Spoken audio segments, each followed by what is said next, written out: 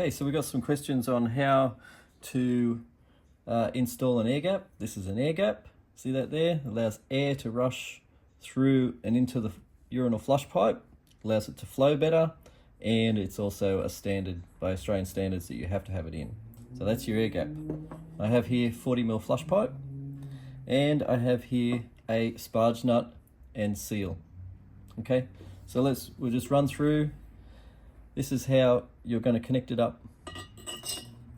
Sparge nut on, seal over the flush pipe, like so. Okay, air gap, connect on there like that, bring your sparge nut up, tighten it up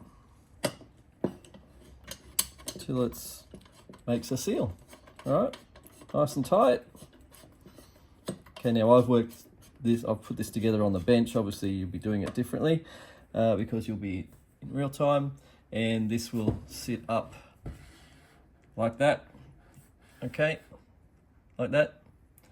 And here you will run your water inlet. Okay. All right, I'll leave it there. It's the Urinal shop. We'll do some more how-to videos a bit later. Thanks.